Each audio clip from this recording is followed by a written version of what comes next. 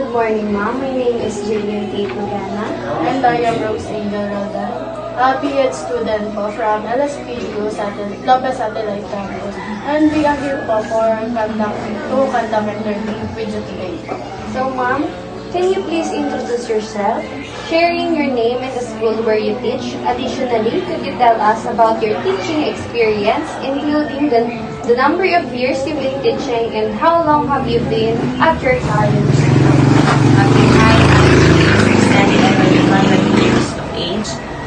I've been teaching 8 years, 2 years as private teacher at Batanang College. And now I'm 6 years as public teacher at Tapad Elementary School, Calawag, Quezon.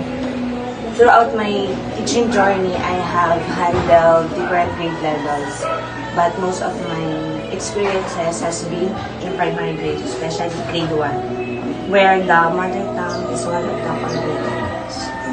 Thank you po, ma'am. And next question please. In your experience, what are the advantages of teaching mother tongue as a subject for both learners and teachers? How do you think it benefits them? The advantage of teaching mother tongue for students is that it helps building a strong learning foundation for them, because since learners use language that they already know and understand, it is easier for them to understand and express their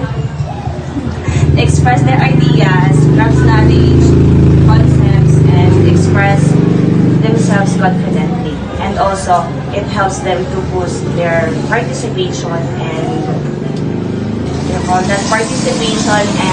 comprehension during class discussion. When it comes to teacher naman, teaching mother tongue helps us to make teaching learning process more meaningful, kasi nga sa aming lesson, we connect our lessons to real life situation based on the experiences of our students. Kaya mas madali namin makokot yung kanilang attention, kasi nga yung language ay alam na nila, which is yung Okay, thank you po, ma'am. So, next question please. What are some challenges or problems that you commonly encounter when teaching the mother tongue? How do these challenges affect your teaching and the learner's understanding? Okay, based on my experience as a DepEd, one of the challenges that we encounter first is lack of sufficient learning materials dun sa local language.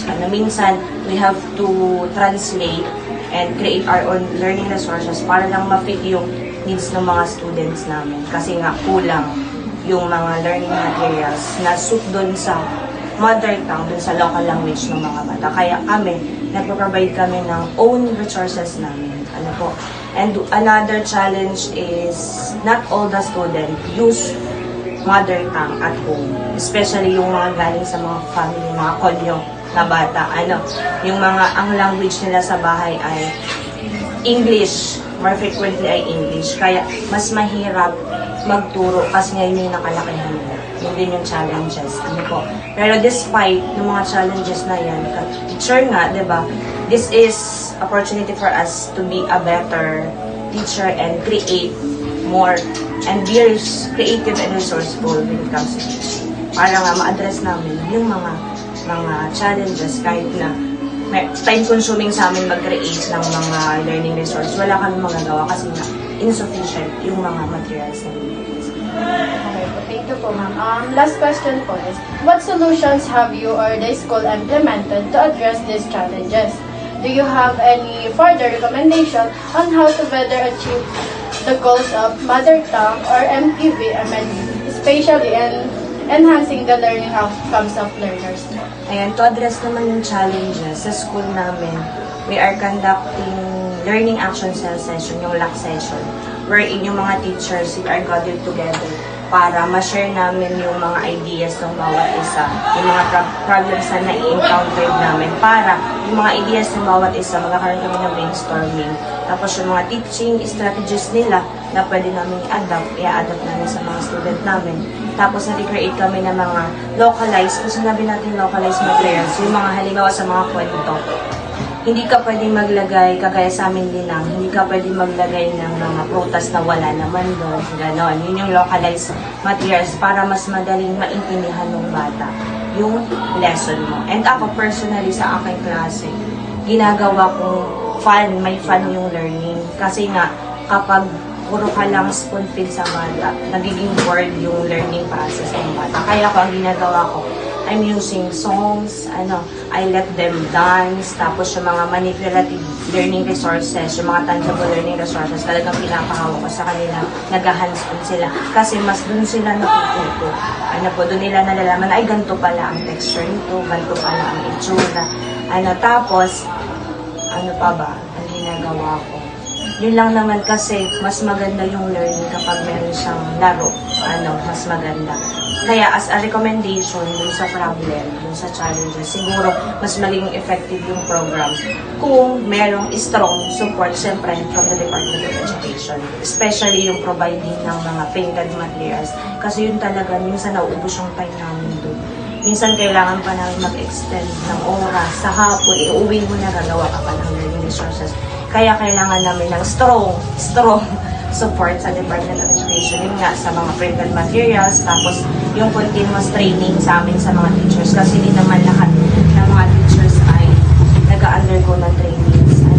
Lalo na yung mga lumang teachers na medyo hindi na sila masyadong sa mga trainings. Kaya siguro kailangan din ng mga refreshers na trainings para sa mga teachers, lalo na sa mga language development at saka sa mga teaching strategies. Isa pa na recommendation ay yung i-strengthen yung community participation. Kasi hindi lang naman kami teachers yung involved sa learning ng bata. Dapat andun din yung involvement ng parents, ng mga stakeholders, yung mga LGUs na bumubuo sa barangay. Kasi nga, hindi na, yung iba kasi mga magulang, ay ikaw naman ang teacher, ikaw na lang ang mag-board. Hindi po dapat meron din participation ng community. Kasi doon mas-sustain yung goals and objective ng mother tongue kapag meron silang participation. And ano pa ba? Kasi nga, naniniwala ako na if we work together as one, doon natin may help yung learners para ma-develop nila yung pagmamahal nila sa una. Okay, thank you po, ma'am. Yun na po, tapos na po tayo. Thank you po for sharing your insights and experiences with us today. Thank you po.